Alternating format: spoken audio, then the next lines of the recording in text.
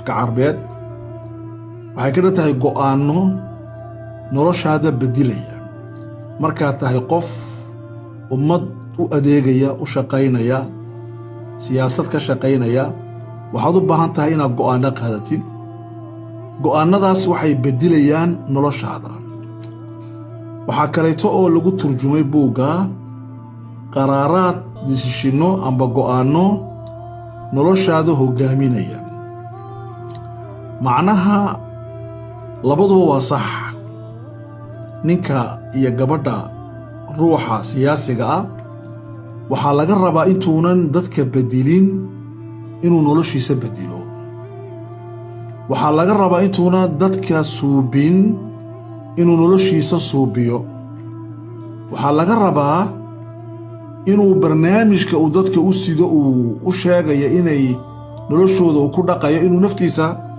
iyo reerkiisa uu ku dhaqo hadday go'aanadani ay bedilaan noloshaada waxaad bedili karaysaa nolosha dadka kaleeto walidaalika buuggan ninkani markuu qorayey wuxuu akhriyey taariikhda raggii nolosha bedilay waxaa ka mid ahaa abraham lincoln madaxweyne maraykanka soo maray weeyaan waxaa ka mid ahaa harry truman oo isaguna ahaa madaxweyne maraykanka soo maray waxaa ka mid ahaa david packard oo ahaa nin dhaqaalistiya oo xoolo badan leh oo dalkan maraykanka ka shaqaystay waxaa kaleeto uu akhriyey taariikhdii nebi ciise calayhi salaam taariikhdii nebi muuse calayhi salaam taariikhdii nebi ibraahim calayhi salaam anigu waxaan isku dayey fariimahan aan maanta nila wadaagi doono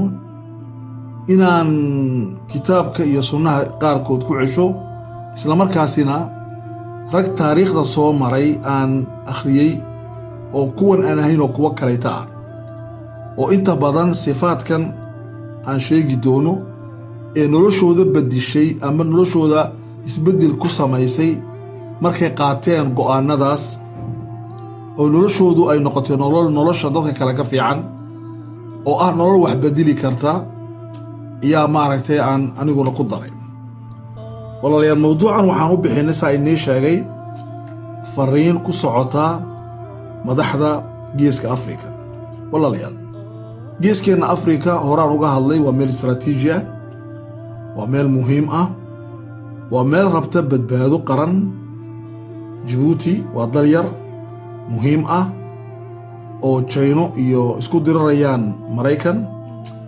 faransiisna uu meesha degan yahay dadka waddanka deganna boqolkiiba 70 ay gaajo dubatay boqolkiiba 83 runta lagama sheegay ay bilaa shaqo yihiin dadka noocaas ah meeshay ku nool yihiin dadka madaxda u ah fariin baan u dirayaa kuwa madaxda u socda ee raba inay noqdaanna fariin baan u dirayaa marka fariintaasi waxay ku socotaa walaalayaal madaxda geeskeenna afrika soomaaliya meeshay doonay ha joogaan waxaan u dirayaa fariin iyadana aad u adag meel kastay soomaali degan tahay dadka dowlad la'aantu ay haysato kuwa dowladdu ay ka burburayso kuwa kursiga isku adkaynaya ee aan maqlayn dhawaqyada ka imanaya ummadda kale magacdooda waan ognahay intaba fariintan waan u dirayaa kuwa dadka wareerinaya ee aan project iyo mashruucaan sidin ee dadka u haysta inay dadku bilaa caqli yihiin iyakana fariintan waan u dirayaa marka fariintan waxay ku socotaa dadkaas aan u bixinnay madaxda geeska afrika waxa weeyaan walaalayaal waa arrimo aad taqaanaan laakiin yaa badan hadday ku dhaqmaan siyaasiyiintuna wax badan noloshooda ka beddelayaan waa akhlaaq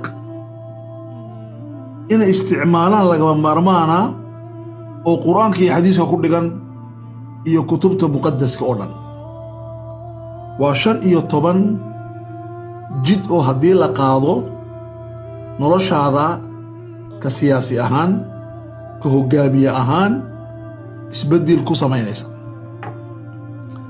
waxaan jeclahay fariintan marka aan gudbinayo inaad indhaha ku haysaan nabigeennii Muxamed ahaa siduu ummadda ula dhaqmayay sala allahu calayh wasalam, abubakar iyo cumar, inaad indhaha ku haysaan cumar ibnu cabdilcasiis iyo salaaxuddiin, inaad indhaha ku haysaan sayfuddiin qudus iyo raggii taariikhda islaamka wax ka bedelay.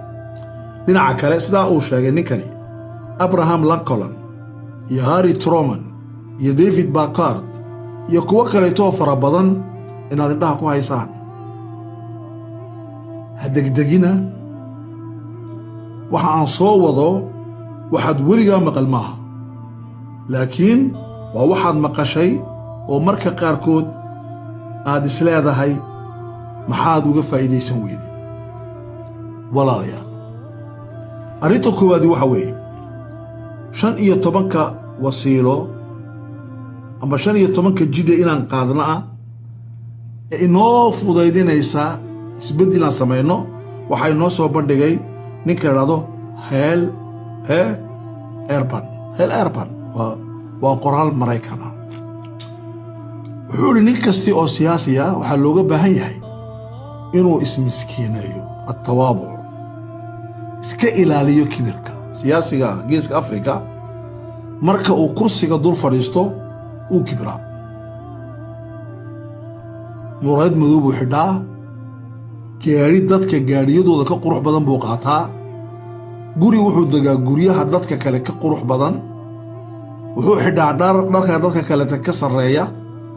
wuxuu u maleeyaa siyaasaddu inay tahay in dadka laga duwanaado, laakiin ma fahmo siyaasaddu inay tahay dadka loo adeego. nebigeenna waxaa lagu yidhi sala allahu calayhi wasalam markuu isbeddelka samaynayey wasbir nafsaka maca aladiina yadcuuna rabbahum bilqadaati waalcashi yuriiduuna wajha. dadkaa masaakiinta ah la noolow ilaa uu yidhi allaahumma axyinii miskiinan wa amitnii miskiinan waxshurnii maca zumrati almasaakiin.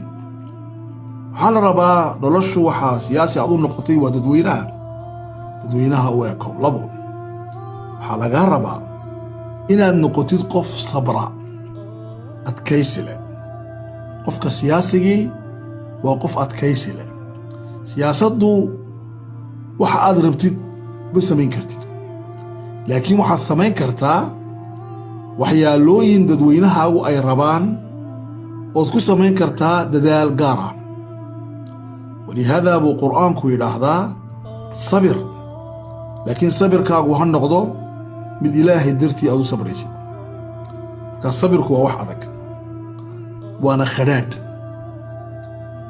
aayatullaahi khumeyni markuu la dagaalamaya ciraaq ee dagaalka uu saxaaxayay wuxuu yidhi waxaan liqayaa sun khadhaadh. way adag tahay. ninka hoggaamiyaha ah wuxuu qaadanayaa qaraaro iyo desishinno iyo go'aanno noloshiisa halis gelinaysa. marka uu qaato ama mujtamacuun raalli ka ahayn laakiin dantiisu ay ku jirto, marka uu qaato waa inuu ku sabro qaadashadeeda. marka qofka bini aadamka waxaa laga rabaa ee siyaasiga inuu noqdo qof sabir badan. 3, qofka siyaasiga ah ee geeska Afrika raba inuu masaakiintan badbaadiyo waxaa laga rabaa inuu tacaatuf yeesho, tashaaruk, inuu dadka la wadaaga qalbigooga. dareennadaadu waa inay shaqaynayaan. dadku markay murugoonayaan waa inaad murugoonaysid, dadku markay farxayaanna waa inaad faraxsan tahay, dadku marka ay gaajoonayaan waa inaad gaajootid, dadku markay dhargaanna waa inaad dharagtid, dadku marka ay kuu baahdaan waa inay ku helaan, dadku marka ay ku soo siyaartaan waa inuu albaabkaagu furan yahay, dadku marka inay kula hadlaan doonaan waa inay ku heli karaan. dadka iyo adiga in la dhexeeyo maaha. siyaasiga ummaddiisa aan la hadli karin siyaasi maaha. siyaasiga ummaddiisa laga ilaaliyo oo askar badan samaysta siyaasi maaha. waa siyaasi aanan ku guulaysan inuu hanto quluubta dadka. nebigeenna waxaa lagu yidhi fabimaa raxmatin min allaahi linta lahum. nebi muxamedow sala allahu calayhi wasalam dadka waxa aad ku hanaantay waa naxariis ilaahay ku siiyey. haddaad tahay mid adag oo qalbigiisu dhagax yahay waa laga kaa yaaci lahaa. tacaatufku ninka siyaasiga ah, gabadha siyaasiga ah, ruuxa siyaasiga ah muhiim bay u tahay gabadhu. 4 dembi dhaafka. dadka aad hogaaminaysid, dadka aad la shaqaynaysid, dadka aad u shaqaynaysid waa inaad marka aad khaldantid, marka ay kugu khaldamaan waa inaad u dhaaftid. laabud waa inaad noqotid qof dadka dhaafa. ha la noolaanin mashaakilka dadku ay kugu hayaan, la noolow waxa aad jeceshahay. ilaahay ha u naxariisto ugaas xasan odayga la oran jiray oo beel weyn oo beelaha Soomaaliyeed madax u ahaa beesha Ciise oo kale, wuxuu yidhi dad iyaa xakumi karaa lagu yidhi. wuxuu yidhi nin jecel, qofka jecel unbaa xakumi kara, qof aan jeclayn ma xakumi karo. 2 wuxuu yidhi dad iyaa yaqaan baa layidhi, dad iyaa bartaa layidhi. nin u taliyey iyo nin ka tuugsadaa bartay buu yidhi. ninka u taliyey wuu og yahay dadku waxa ay ka samaysan yihiin macdantooda. ninka ka tuugsaday ee u baahdayna wuxuu yaqaanaa shakhsiyadda dadka bini aadanka ah. walidaalika waxaan dhahaynaa in sha allahu tacaala qofka siyaasiga ee beseli wuxuu leeyahay altacaatuf, wuxuu leeyahay alqufraan, altasaamux. dadka waa saamaxaa, wuu dhaafaa, dadka ma garab fadhiyo. taahooga yuu dhegaystaa laakiin caydooda ma dhegaysto. waxay ka leeyihiin macno uma sheegto, waxa ay rabaan ayaa macno u sheegta. taasina waa muhiim. arrinta 5aad waxaa loo baahan yahay qofka siyaasiga geeska Afrika, waxaan uga baahannahay inuu keeno fikrad cusub, tafkiir. waa inaad noqon qof siduu shalay ahaa maanta ah, siduu daraatoole ahaa maanta ah, siduu 2 sano ka hor ahaa maanta ah. wuxuu ku khudbadayn jiray 10 sano ka hor maanta ku khudbadaynaya. waayo adduunkaa socda, dunida socota waa inaad la socotid. ma aha inaad beddeshid language-tiga hadalka maaha, waa inaad beddeshid usluubkaad u fikiraysid iyo habka aad u warramaysid iyo sidaad dadka ula sheekaysanaysid. waa inaad isbeddel ku samaysid. waayo adduunka waxaa ka socda isbeddel laxaad leh. waxaa la ydhahdaa Ukraine markay dhacday dagaalkeedu, dunida waxaa iska beddelay lafdhabar siyaasadeed. siyaasaddu sidii shalay maaha, xataa dunidu uma ekaanayso say u ekayd Ukraine iyo ka hor. waxaa la ydhahdaa ayaantii uu madaxweynaha Biden uu yidhi dagaalka yagu waa annaka iyo China, isbeddel historic oo taariikhiya dhacay. annakana China iyo Maraykan oo wada jooga ayaa ku tartamaya geeskeena Afrika oo isgarab fadhiya. dunidu jidkay qaadayso waa jid aan sax ahayn oo ay ka dhici doonto qalado waaweyn oo taariikhi ah. waxaana loo baahan yahay hogaamiyaal fikrad leh. 6 waxaa looga baahan yahay qofka siyaasiga ah inuu adeegsado imkaaniyaad kala duwan. maxaa kuu suurtagalayaal kala duwan. inuu dul fadhiya maaha hal shaqo ambase 2 shaqo oo lagu yaqaanay. inuu ma aha shaqatagga iyo rawaxaaddiisu ay noqoto si isku mid a. ma aha habka uu u fikirayo inay isku mid noqoto. imkaaniyaadtu tafkiirka beddel oo maskaxdaadu dhowr goor shaqaysii, kala duwaneeshii. waxaa lagaga baahan yahay marka qaarkood inaad shaqaysiisid dad kaa duwan caqli ahaan iyo siyaasad ahaan. marka qaarkood qofka madaxa ah waxaa halka u haya qof mucaarada. ninka mucaaradka ah marka qaarkood gidaarka markuu madaxa ku dhifto waxaa looga baahan yahay inuu dib u gurto. waxaa dhadaa mar kastiba 4 tallaabo dib u qaad si aad tallaabo hor u qaadid. tallaabadaad dib u qaadaysid waxa weeye waxaad eegaysaa dariiqa aad socotid muu saxsan yahay. hadday kuu suurto geli weydo dib u noqo. marka qaarkood waxaa saxa noqonaysa qofkaad is haysaan inaad ku tiraahdid ma haasaawi karnaa, inaad soo bandhigtid barnaamij nimidayn kara, isagoo weliba aad u arkaysa dalka inuu burburinayo. marka qaarkood solution baa lagaa rabaa. ha noqonin qof cay iyo fikir ka soo horjeeda qofkan maanta jooga u wada. waxaa lagaa rabaa inaad noqotid qof u fikira si istaraatiiji ah. waxa weeye 7 is-cusboonaysiin. noloshu waa nolol in la cusboonaysiyo, ba noloshu way baaliyowdaa.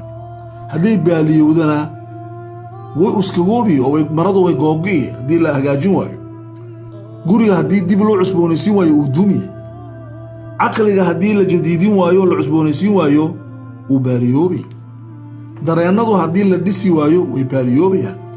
siyaasaadka haddii la jadiidin waayo la cusboonaysiin waayo way baaliyoobayaan. diskurka aad dadka la hadlaysay haddaad bedeli weydid wuu baaliyoobayaa.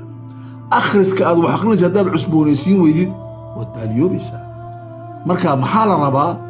الtajdiid, inaad dib isku cusboonaysiisid.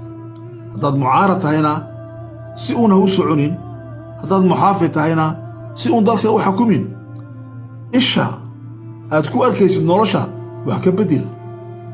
ishaada wax kale ku arag.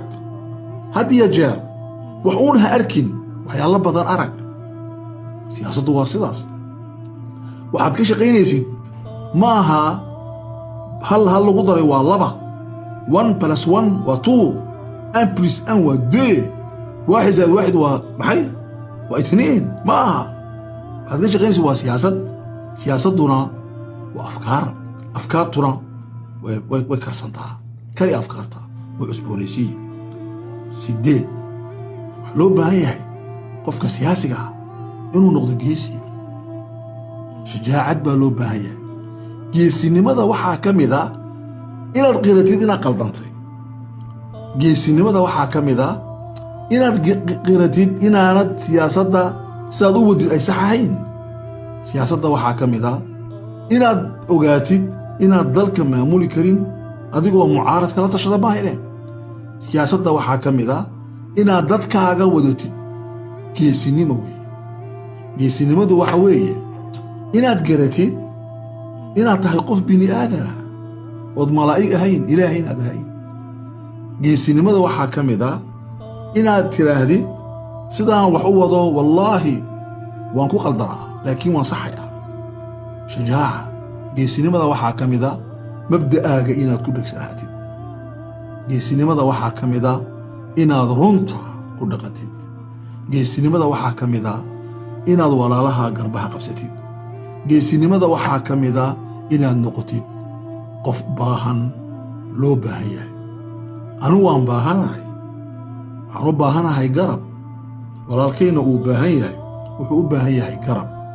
odayaashiina dhalay waxay yidhaahdeen mar hore walaalkaana wiilka lahaw, wiilkaagana walaalka lahaw. waa geesinimo. siyaasaddu waxay dabaraysaa fariinta kale.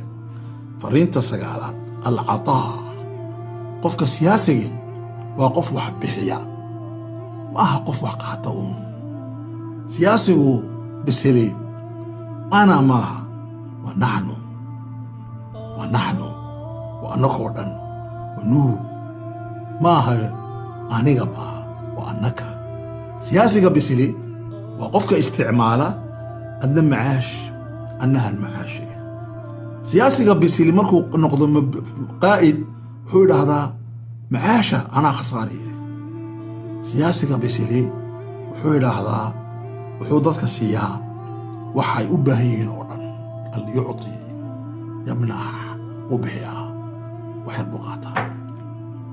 okay 10 ninka ama gabadha ruuxa siyaasiga ah ee bisili waa qofka tafawuq dadka inuu dhaafo caqli ahaan dadaal ku bixiya. waxay dhahdaan culummada siyaasadda ka shaqeeya, waxay dhahdaan Abraham Lincoln markuu guriga joogo wuxuu akhrin jiray 4 shay. wuxuu akhrin jiray buugaanta siyaasiyiintu ay qoraan.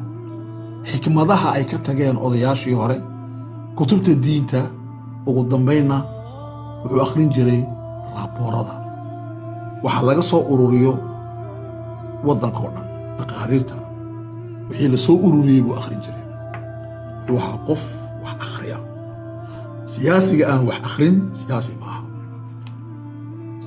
siyaasiga maanta aan u baahannahay geeska Afrika waa siyaasi saddex sifo leh dhinaca caqliga korsiintiisa siyaasi wax dhageysta laakiin ma aha siyaasi dhagadegeeya shicibka ma aha qof dadku may ku caayaan may ku ammaanaan waxa inta badan lama socdo waxaa la dhageystaa wax cad oo ah waxaa la dhageystaa taaha dadka iyo farxadda dadka waxaa kaloo dhageystaa talada dadka iyo ashkatada dadka waxaa kaloo la dhageystaa aqoonta aqoonyahanku ay kaga hadlayaan qanawaadka dhageyso dhag weynow yeelo iyo indho furan oo adduunka fanduro iyo caqli ballaaran okay warka maxaa tafawuq waa inaad dadka ka sarrisid maaha kibir waa caqliyan waxaa loo baahan yahay 11 siyaasiga naajixa ah iyo ru'isiga ee successka ah ee guureysanaya siyaasiga guureysanaya haddaba gabadhi wiilba siyaasiga noocaasiha waxaa looga baahan yahay inuu leeyahay fariin inuu fariin sido inuu mission leeyahay ما هي رسالتك فرينت هذا بحيطاي ماذا تحمل للناس تدك محاد أسدا ماذا تقول للناس تدك محاد كدعيسا سياسة ماها عين سياسة ماها إسعابين سياسة ماها إسكدبتك سياسة ماها إسقادس سياسة ماها إسدل سياسة ماها بوب سياسة ماها ولكن من جهة أحابي سياسة وحويان قف رسالة الله ماذا تحمل للناس ورجيسك أفريقيا وبربورة ياي داد كان كن نول جيسك محاضو هيسا صوماليا waxay u baahan tahay maanta waxay u baahan tahay deganaan nin baa saaxiibkay wuxuu yiri madaxweyne madaxa la kulmay oo Soomaaliya maxaa yiri maxaa ku ah priority maxaa ku ah mudnaan ku leh awlawiya wuxuu yiri la dagaalanka shabaab okay taasi waa wasiilo ma taqaanaa waa muwayaan waa dariiqan u marayay inaan helo deganaan siyaasigu wuxuu u baahan yahay Soomaaliya waxaa la marona deganaan objectiveku waa deganaan missionku waa deganaan mission waxa weyn waa horumar waa dal dhisan soo dalka u dhismi kara waa inuu shabaab la tirtiro waa in la tirtiro shabaab waa in la tirtiro argagixisada shabaab maaha argagixisada qabiilka argagixisada fikriga argagixisada siyaasadda iyo argagixisada dhaqaalaha Soomaaliya waxaa ka daran waxaasoo dhan argagixisada dhaqaalaha okay Djibouti shabaabka ma jiraan laakiin argagixisada siyaasadeed baa ka jirta argagixisada fikir baa ka jirta argagixisada dhaqaalaha ka jirta waxaan u baahannahay inaan leenahay mission risaala message dadka maxaad u sheegay siyaasiyo 12 waxaan u baahannahay xikmad qofka siyaasiga wasajaas waa qof xikmad leh waa qof garanaya kelmadda maanta loo baahan yahay maxay tahay halkee looga baahan yahay iyaana u baahan kelmadda loo baahan yahay maxay tahay halkee looga baahan yahay iyaana u baahan xikmaddu waxa weeye inaan dhigo decisionka munaasibka ah oo ah go'aanka maanta loo baahan yahay oon dhigo meesha looga baahan yahay waxa weeyaan مثلا example مثال dagaalka Soomaaliya land ka socdo kale waxaan u baahannahay maanta waxaan u baahannahay number 1 deganaan number 2 dagaalka oo joogsada okay dagaalka oo joogsada oo go'a waxa looga baahan yahay in la qaato go'aanka kuwa qaadanaya markay qaadanayaan waa inay ku qaataan dadkan masaakiinta ah waxay u baahan yihiin go'aan bay u baahan yihiin xikmad.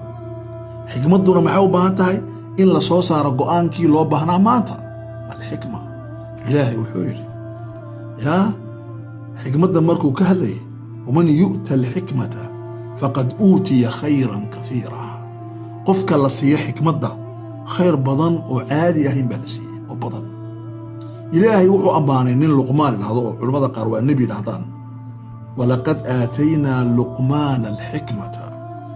odaygaa luqmaan waxaan u keennay xikmaddii.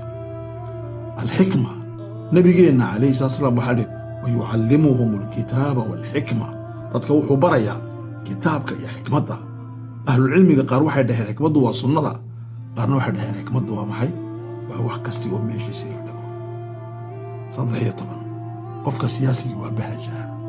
qofka siyaasigii ma murugoodo xataa noloshu hadday ka xun tahay. adduunku hadduu rugmanayo bahaja ayuu ku noolay, farxad iyo qosol iyo adkaysi iyo dadka wuxuu tusaa amal. rajuu tusaa, ma cabsado, ma argagaxo.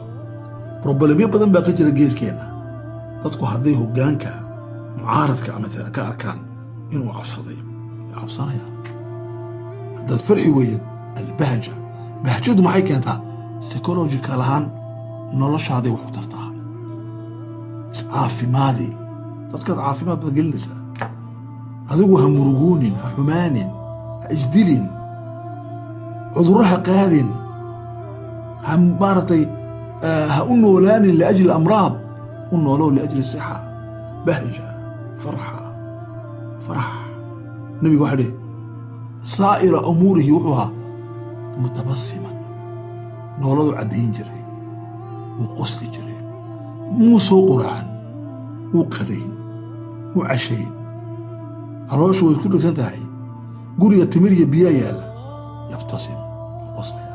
bahju ku noolyahay. qofka ka farxiyana u jeclaa sal slam. waxaa loo baahan yahay qofka siyaasiga ah inuu ducaysto. eeg siyaasiyiinteennu ma ducaystaan. waxay ducaystaan marka dadka la joogaan ducaa ulmunaafiqiin. laakiin gudaha markaad joogtid ducayso. ducadu waa maxay? waa quwa, waa xoog. siyaasigu dagaal buu ku jiraa, ayaan walba dagaal buu ku jiraa. xoog buu u baahan yahay. ayuu ka soo qaadanaya xoogga allah. allah ninka siyaasiga war siyaasadda ducayso.